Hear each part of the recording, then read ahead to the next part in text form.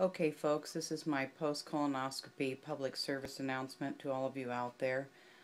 Since I'm pretty alert today, went in for my colonoscopy this morning um, and actually kind of dreaded it, but under heavy pressure um, from both my husband and family, due to my family history now and my personal physician, I finally succumbed to the process, the procedure.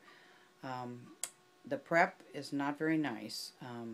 The fluids you have to drink, the um, product you drink plus the water, it helps you evacuate anything and everything that you ever thought could live in your colon. And that is done over a long period of time. I believe I had 2 hours of sleep last night. You have to do it twice. The new stuff is not as awful as the old stuff, but the best way is just to plug your nose, drink it right down, drink the 2 cups of water that follow, and leave it at that. So that's what I did. And then once everything's out of your colon, and you're hoping as you drive to the hospital that you're not going to have any accidents along the way because your body still wants to get rid of this stuff. I didn't mention there is one final nasty little enema you have to give yourself, which is not very fun, actually. But once that's done and you go to the hospital, the check-in's pretty easy. Hospital personnel was absolutely stellar at St. Joe. And they get you ready. You have an IV. You have a little bit of check on your heart and so on. And then you go down to the recovery room, and then you're wheeled into the procedure room. Now, I was awake during the whole time for some unknown reason. They gave me some Demerol, and I didn't even feel the effects, so she gave me some more Demerol. According to my doctor, I had a lot of medication, including Versed, which is actually makes you forget, amnesiac. I thought I was going to say an aphrodisiac, but I could have used that instead of the amnesiac. But anyway, they gave that to you, and I still remembered, and I still remember everything now, and it's late afternoon, and I've slept a bit today.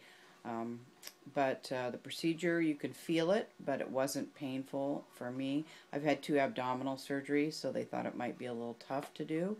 And but I could watch the monitor, and I saw them removing the 2 polyps that I have.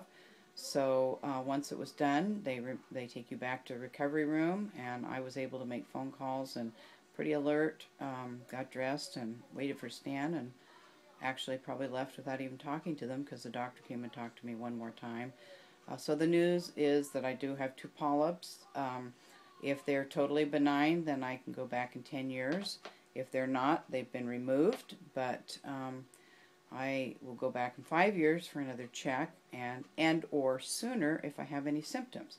So please, those of you out there, if you haven't had it done, get your colonoscopy done as soon as possible. And like for my mother, who had symptoms for a while and ignored them, if you get any weird symptoms, go in immediately, because colon cancer can be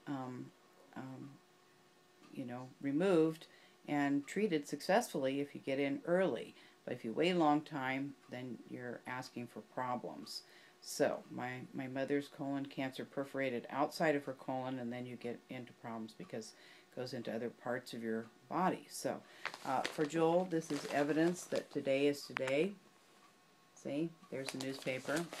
What a great idea. I should have brought one to the hospital. But it's over, and it wasn't. It seemed like it was going to be horribly invasive, and I'm sure it was. I'm sure the drugs helped me not think it was, but anyway, everybody was very professional, and it got done pretty quickly. So go out. It's one of the best ways you can prevent colon cancer. It's not 100% foolproof, but it does help a lot. So that's my public service announcement for today. I guess I'm still slurring my words a bit, but go do it.